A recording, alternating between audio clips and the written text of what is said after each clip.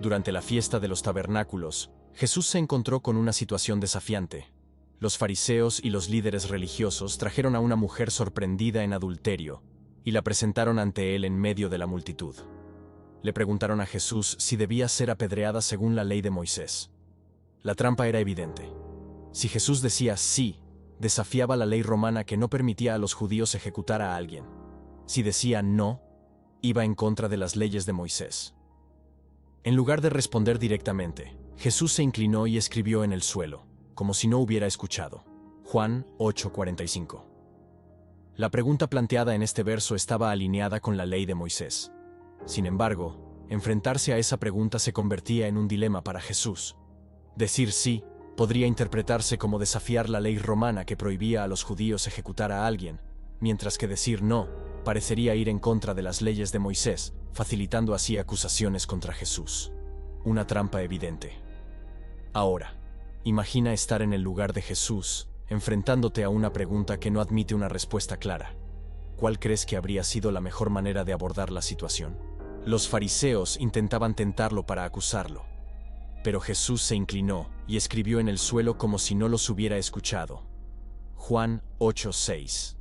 Sabiendo lo que tramaban los fariseos, Jesús eligió realizar este acto que podría parecer extraño para un lector moderno. Su escritura en el suelo mostró su autoridad sobre la ley, enfatizando el perdón del pecado y la necesidad de arrepentimiento. Jesús demostró que la estricta interpretación de la ley de Moisés por parte de los fariseos carecía de los elementos esenciales de misericordia y comprensión, exponiendo sus defectos y limitaciones. En esta historia, Jesús aborda el tema del pecado, el juicio y el perdón. Su respuesta a los acusadores resalta la idea de que nadie está libre de pecado y nadie tiene el derecho de condenar a otros. Ante la trampa de los fariseos, Jesús respondió: «El que esté libre de pecado entre ustedes, que sea el primero en arrojarle la piedra». Juan 8:7. Al escuchar esto, los acusadores comenzaron a retirarse uno por uno, primero los más ancianos, hasta que solo quedaron Jesús y la mujer en medio de la multitud. La respuesta de Jesús nos hace reflexionar sobre los fariseos y escribas, líderes religiosos influyentes conocidos por su estricta dedicación a la ley de Moisés, centrada en las leyes de pureza y rituales. A pesar de su dedicación, uno esperaría que, debido a su conocimiento, se quedaran para demostrar que Jesús estaba equivocado. Esto nos lleva a la pregunta de qué escribió Jesús en el suelo que pudo haberlos hecho sentir culpables y retirarse.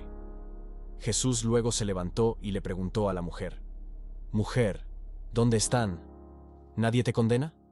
Ella respondió: «Nadie, Señor». Jesús dijo: «Yo tampoco te condeno. Vete y no peques más». Juan 8:11. Mientras los fariseos usaban la ley para acusar, Jesús ofreció perdón y exhortó a la mujer a cambiar su camino. Juzgar a la mujer con dureza. Jesús, escribiendo en el suelo, mostró su autoridad sobre la ley, enfatizando el perdón del pecado y la necesidad de arrepentimiento. Jesús demostró que la estricta interpretación de la ley de Moisés por parte de los fariseos carecía de los elementos esenciales de misericordia y comprensión. En esta historia, Jesús aborda el tema del pecado, el juicio y el perdón. Sus palabras a la mujer muestran misericordia y perdón, junto con un estímulo para cambiar su vida. ¿Alguna vez te has preguntado qué escribió Jesús en el suelo, o por qué se arriesgó a inclinarse para escribir en el suelo, sabiendo perfectamente que los fariseos y escribas estaban planeando matarlo? ¿Y si te digo que lo que Jesús escribió en el suelo debe haber estado relacionado con el Antiguo Testamento? Cuando Jesús escribió en el suelo, estaba tratando de insinuar algo relacionado con el Antiguo Testamento. A lo largo del ministerio de Jesús, vemos cómo demostró su naturaleza divina en muchas ocasiones. A menudo desafiaba las creencias y expectativas de los fariseos y escribas. Aunque no se declaraba explícitamente como Dios de manera directa, sus acciones, enseñanzas y cumplimiento de profecías eran coherentes con las cualidades y atributos de Dios. Realizó numerosos milagros que mostraban el poder de Dios y expresó autoridad en sus enseñanzas. A diferencia de los escribas, que a menudo citaban a otros rabinos o fuentes, la expresión del perdón del pecado estaba presente en el ministerio de Jesús, en el cual, según la tradición judía, solo Dios podía perdonar pecados. El acto de Jesús al perdonar pecados era una afirmación directa de autoridad divina, considerada blasfemia por los fariseos. Los líderes religiosos no pudieron verlo debido a su autojustificación y la permanencia de estas leyes. Al conectar este mismo acto con la escritura de Jesús en el suelo, vemos similitudes en la acción relacionada con la ley de Moisés.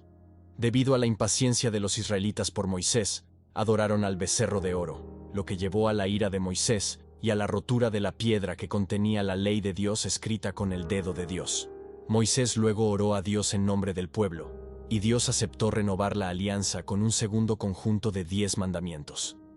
Esta vez, Dios le dijo a Moisés que tallara los 10 mandamientos, mientras le decía que escribiera. Ahora, con Jesús escribiendo en el suelo en Juan 8, había limitaciones en la forma en que se aplicaba, las cuales Jesús abordaba frecuentemente en sus enseñanzas. Jesús no rechazaba la ley, sino que la cumplía y profundizaba su significado, señalando varias áreas donde seguir la letra de la ley no era suficiente para agradar a Dios o vivir una vida justa. ¿Entonces crees que lo que Jesús escribió debió haber sido los pecados de cada uno de los acusadores, como muchos afirman entender por qué Jesús escribió en el suelo? Echemos un vistazo al libro de Jeremías. Oh Señor, esperanza de Israel, serán avergonzados todos los que te abandonen, los que se aparten de ti en la tierra serán escritos, porque abandonan al Señor, la fuente de agua viva. Jeremías 17:13. Este capítulo de Jeremías era una mezcla de profecías, advertencias y reflexiones del profeta Jeremías. Aquí, Judá había pecado contra Dios, y según la descripción de sus pecados en la Biblia, era tan grave que debía ser escrito con una herramienta de hierro o con una punta de diamante, grabado profundamente en sus corazones. Esto mostraba que el pecado era más que lo que los ojos podían ver, sino que estaba arraigado profundamente en su corazón y en su sociedad. Siempre caían en el pecado porque confiaban en su propia fuerza en lugar de confiar en Dios, lo cual se conecta con el mensaje de Jesús cuando escribió en el suelo. El profeta Jeremías continuó describiendo una maldición para aquellos que confían en el hombre y se apartan de Dios, comparándolos con plantas en el desierto que luchan por sobrevivir. En contraste, aquellos que confían en Dios son bendecidos y comparados con un árbol plantado junto al agua que permanece vivo, incluso en tiempos difíciles.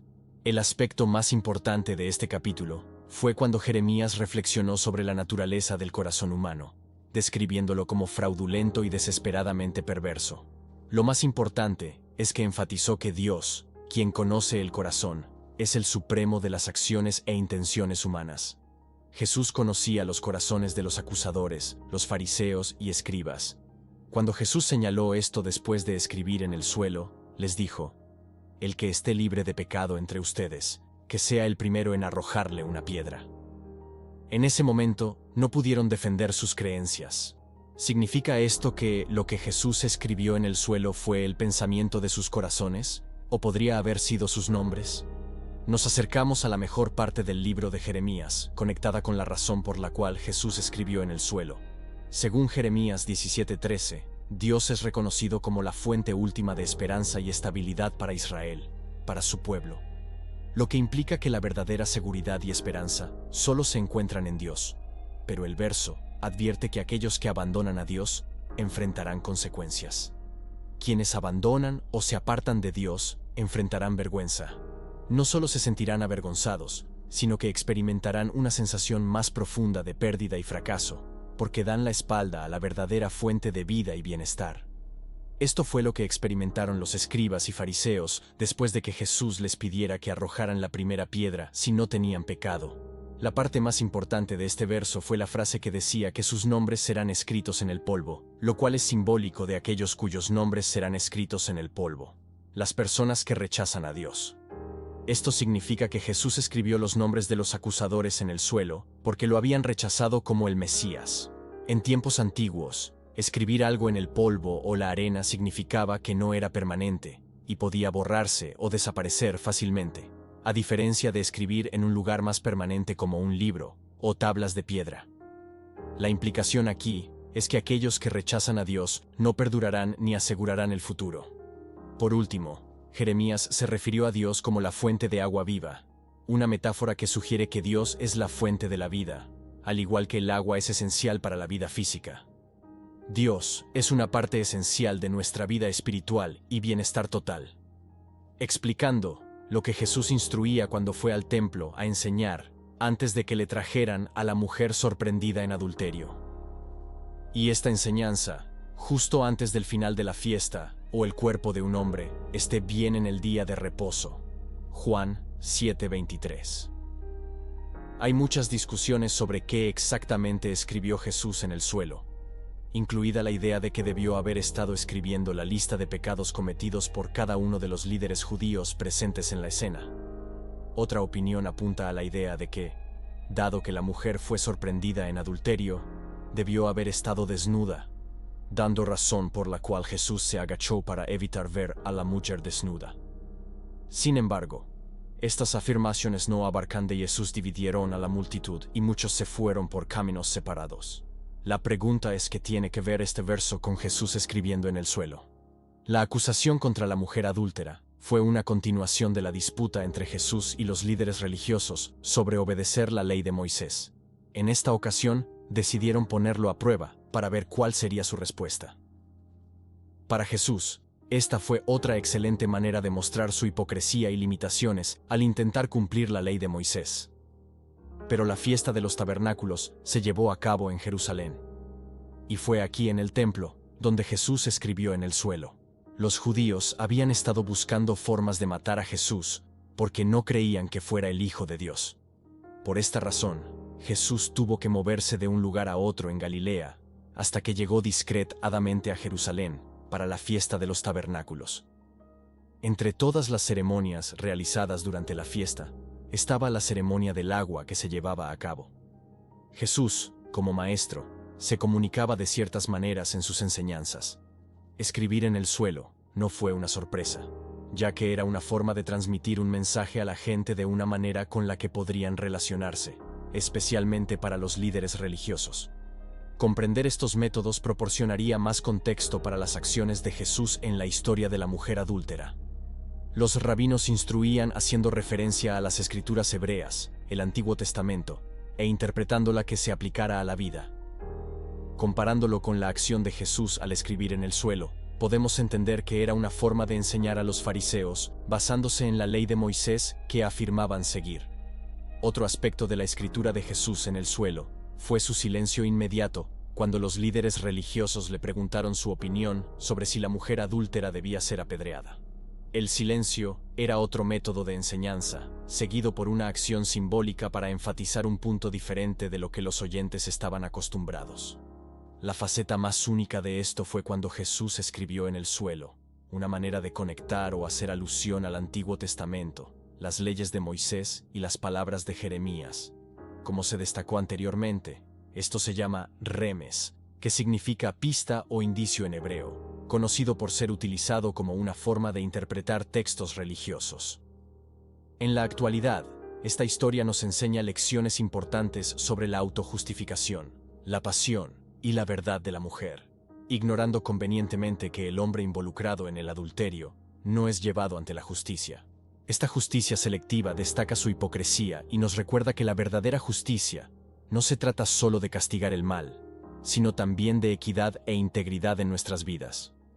Esto nos insta a esforzarnos por la equidad y no dejar que nuestros prejuicios nublen nuestro juicio. Equilibrio entre justicia y misericordia. Jesús combina hábilmente la equidad y la amabilidad. Aunque no da oportunidad para cambiar su vida, el arrepentimiento para nosotros es una lección sobre mostrar compasión y ofrecer segundas oportunidades en lugar de condenar a otros por su pasado. Reflexión sobre el pecado personal. La historia nos insta a reflexionar sobre nuestros propios pecados, al igual que los acusadores que uno por uno deben reconocer nuestras propias imperfecciones. Es un recordatorio de que todos necesitamos gracia y debemos extender esa gracia a los demás. Reconciliación sobre condena. Jesús se esfuerza por llevar a las personas a una relación correcta con Él. Esto significa mostrar a los demás la misma gracia y perdón que hemos recibido. El plan de salvación de Dios se alinea con el mensaje más amplio del Evangelio, donde Dios envió a Jesús no para condenar al mundo, sino para salvarlo. Juan 3:17. La historia de la mujer adúltera, en resumen, representa la verdad de la salvación, la gracia y la posibilidad de una nueva vida en Cristo. Jesús escribiendo en el suelo durante este incidente no solo tiene un significado simbólico, sino que también demuestra su profundo conocimiento de las Escrituras y su habilidad para abordar las cuestiones de la ley y la gracia. En última instancia, este episodio se convierte en un poderoso mensaje sobre la naturaleza divina de Jesús y la redención ofrecida a través de él.